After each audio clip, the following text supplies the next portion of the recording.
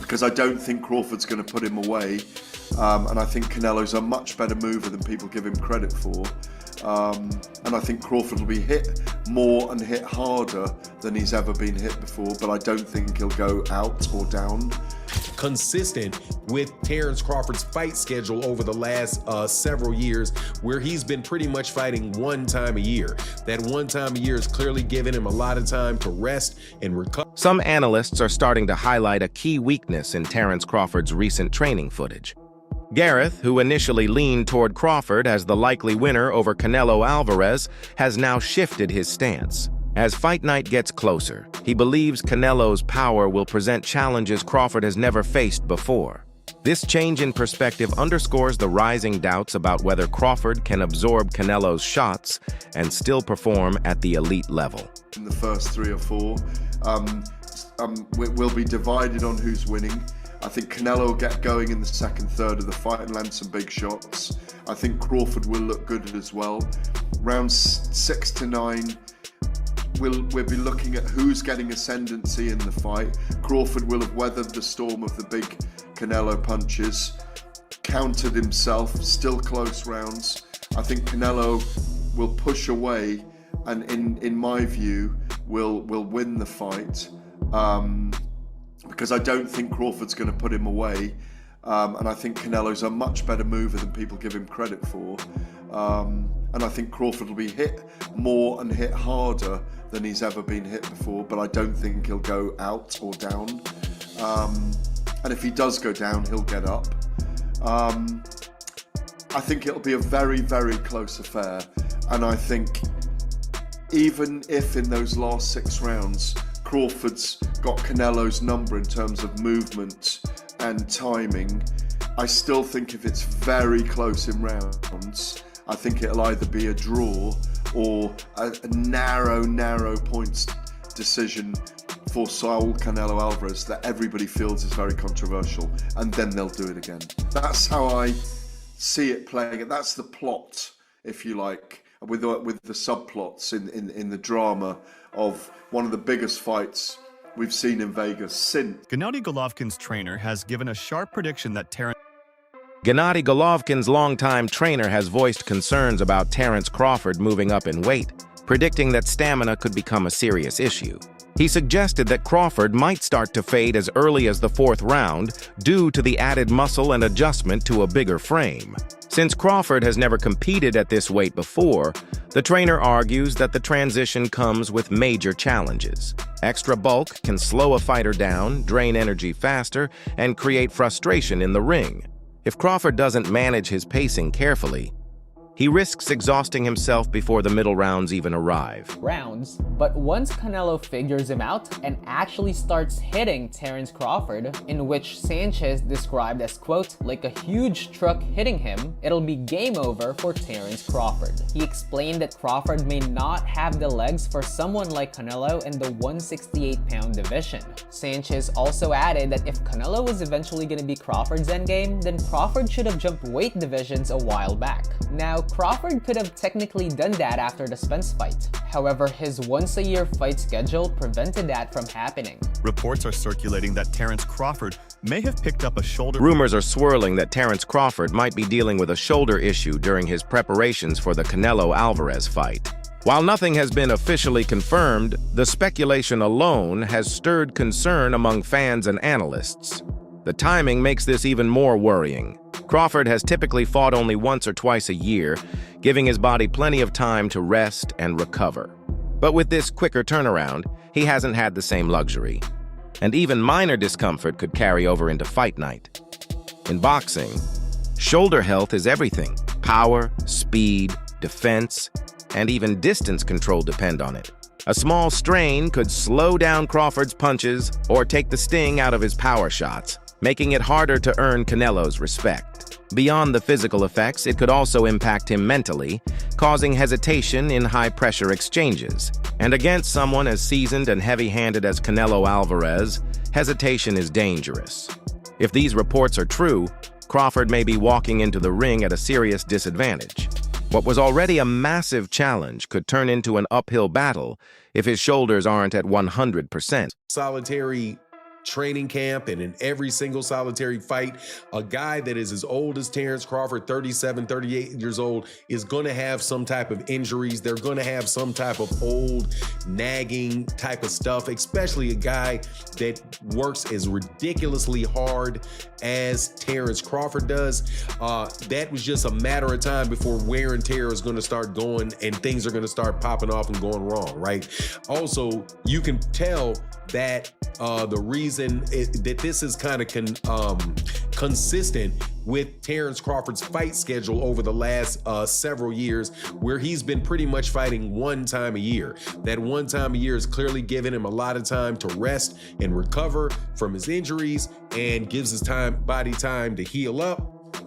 And as a result, okay, he's ready to go during fight time. So I wouldn't put too much on this. I would say though that if you're a gambling person, man, you should probably want to keep your money in your pocket for this particular fight, man, because this thing can absolutely positively go either way with between the two of these guys. Canelo Alvarez is an exceptional fighter, much bigger than Terence Crawford is, or been fighting at a much bigger weight class than Terence Crawford's been fighting at, and much more experienced at that level at 168 pounds. But Terence Crawford is just such a superb fighter and such an intelligent fighter in there that you can know that he's going to be coming there to fight, and he's got a significant chance to win that fight, unless of course that injury is real. I mean, and it is significant and is preventing him from really sitting down on his punches, because he's going to have to at a point in time with Keith Thurman has offered a grounded take on the looming clash between Terence Crawford and Canelo Alvarez. He acknowledged that while Canelo isn't undefeated, that doesn't make him any less dangerous. Thurman reminded fans that every fighter has flaws, but exposing them is far easier said than done. Canelo's wealth of experience, polished skill set, and proven resilience mean he's not the type of opponent anyone can overlook. Losses. Thurman explained, don't define Canelo. In fact, they've molded him into a more complete and adaptive competitor. And just because Canelo is technically beatable, doesn't mean Crawford is guaranteed to succeed. For Crawford to walk away victorious, he'll have to reach a level he's never shown before, especially against an opponent of Canelo's size, power, and pedigree. That's fine. None of us are really unbeatable, right? But people got to understand this. Canelo Alvarez is not an unbeatable fighter. The question is, whoever he's fighting, we don't question what Canelo's going to do, right? We question what his opponents are going to do, right? It's not even really about Canelo. Canelo's going to show up as Canelo Alvarez, right? Ginger boy. So the question is, are you going to beat him? And are you going to beat him today? Like when fight night happens, is it you and is it now? You ready to beat him now? He's not unbeatable. Maybe you can beat him, but are you gonna do it? And are you gonna do it now? You feel me? Because I thought Danny Jacobs was gonna have a way better performance. Danny actually performed well against Canelo, but he didn't take any chances. He was doing just enough to not get beaten. And Canelo was feeling himself. Canelo had preparation. He had that head movement, losing to Floyd, this and that. He fought some flat-footed fighters. He got used to getting his head here and there and ducking down and then pulling out and spinning out and little tactics. I've never seen somebody make Danny Jacobs miss so many punches. It was highly impressive. I did not expect that, because of the amateur pedigree growing up with Danny Jacobs. I know exactly what kind of New York fight. Recent face-off footage between Terence Crawford and Canelo Alvarez has caught everyone's eye. What stood out most was Crawford's size. He looked nearly on par with Canelo, a fighter long recognized for his strength and stocky frame at higher weight classes. This unexpected visual has sparked plenty of debate. Some fans believe Crawford's added mass is a positive sign, showing he's bulked up effectively for the challenge. Others caution that simply looking bigger doesn't guarantee strength, stamina, or efficiency inside the ring. The real question is whether Crawford can carry that added weight naturally over 12 grueling rounds without sacrificing his speed and endurance. While size may create an intimidating impression at the face-off, the ultimate test will come once the first bell rings. Timothy Bradley Jr., respected for both his... Alvarez is much bigger than the smaller Terence Bud Crawford, who is essentially coming up from 147 in the minds of many. But really and truly, he's coming up from 154 because he actually had a fight at 154, a title opportunity, his only fight at 154 last August when he took on Israel Madrimov, okay? And he beat Israel Madrimov, unanimous decision, to become a 4-division champion. But as you see here in this photo, there's not a big size difference. And actually, obviously, we know Terence Crawford stands at 5'8", got a 74-inch arm reach. Canelo stands at 5'7" with a 70-inch arm reach. There's not a massive size difference at all whatsoever. Now, clearly, as you see, Terence Crawford clearly has on what looks like Balenciaga shoes, and we know they are extremely big shoes, and it make you slightly taller. And Canelo Alvarez has on flats. The thing here is, the more important thing is, not if Terence Crawford can take Canelo Alvarez's punches, it's not if Terence Crawford, is going to get bullied around the ring.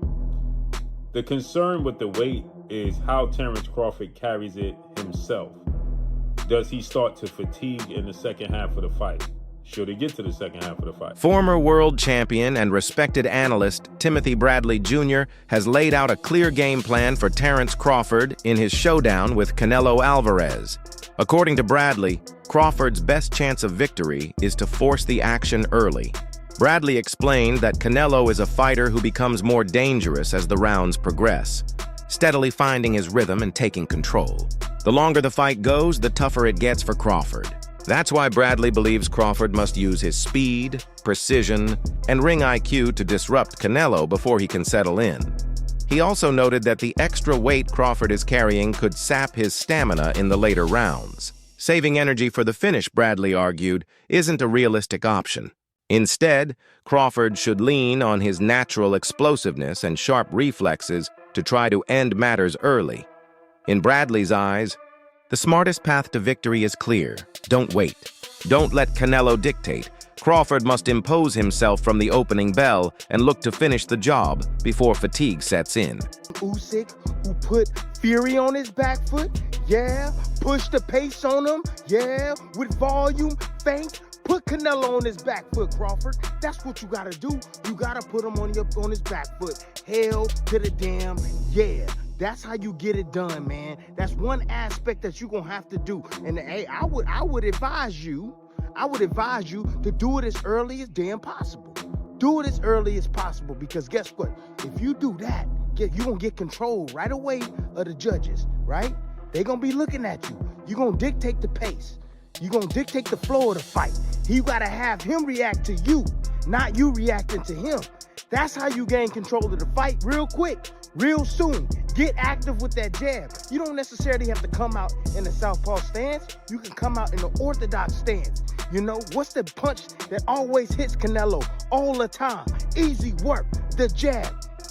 Triple G was able to land his jab over and over. Floyd Mayweather was able to land his jab over and over. Bivol was able to land his jab over and over. You control him, you push him back, you walk forward. Anytime Canelo give you an inch going back, you take that inch going forward. That's how you gonna get this done. You're gonna have to be brave, my man, Crawford. You're gonna have to be brave. You're gonna have to be on your P's and Q's when you're walking forward as well, because he will snap back. He will snap back with them left hooks, right hands to the body, or looping right hands over the top, or even straight right hands. Sometimes he might even come with a two-piece combination. But you got to put him on his back foot as often as possible, man. With your how cerebral you are, with your feints, with your movement, snapping that. Terence Crawford's sparring partner, Al Stanton, has offered a reassuring inside look at the champ's preparations. Unlike critics who worry about Crawford's move up in weight, Stanton insists that Crawford's strength has been nothing short of impressive in camp. He described Crawford as powerful, sharp, and fully capable of holding his own against naturally bigger fighters. Stanton emphasized that Crawford isn't struggling with the adjustment. If anything, he's thriving. The transition to a higher weight has looked smooth, and his performances in sparring suggest he's carrying that added size without sacrificing speed or skill. For fans concerned about whether Crawford can handle the jump, Stanton's words are encouraging. His testimony highlights Crawford's natural athleticism, discipline, and adaptability, traits that may allow him to embrace the challenge while staying true to his core identity as a fighter. Alvarez. Just use his skills. I think he has the better skills, and I'd say just box him, you know, just box him the whole night. Given your experiences with him, and as you mentioned, you know, he's strong in those sparring sessions, do you have no doubts then that when he's in there at 168, he'll feel fully fledged and capable of performing for those 12 rounds? Yeah. For 37 years old, like, he's training like he's like 25. Like, I don't think there'll be no problem at all with the fight. What do you think he has to be mindful of that Canelo can produce? What do you think he has to be wary of in that fight? Power. Former welterweight champion Shawn Porter has weighed in on Crawford's weight transition, and his analysis is nothing but respect. Porter pointed out that Crawford didn't just bulk up recklessly for this fight. Instead, he's taken a methodical, step-by-step approach, first adding about 10 pounds, then another 10, giving his body the chance to adapt naturally at every stage. According to Porter, this kind of patience is exactly how a fighter should handle moving up in weight. It prevents unnecessary strain and keeps the body functioning at its best. What really stood out to Porter was how evenly Crawford is carrying the extra size. The added weight hasn't slowed him down or dulled his sharpness, which is crucial since Crawford's entire style depends on speed, timing, and mobility. For Porter, this balance may be the key to leveling the playing field against a veteran powerhouse like Canelo Alvarez. Canelo Alvarez. So you saw him in camp as he was building and putting that weight on, and you said there that you think he's doing it right. From what you saw then from training, do you think he's carrying the weight well then? Oh yeah, absolutely.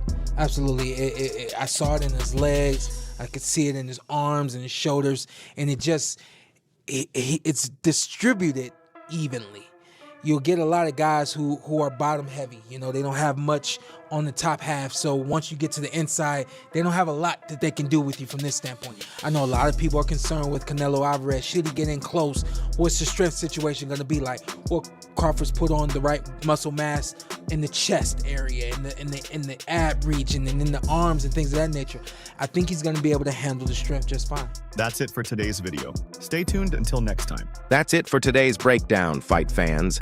Stay tuned for more updates, and don't forget to like, share, and subscribe so you never miss the latest boxing news. Until next time, keep your guard up and your eyes on the fight.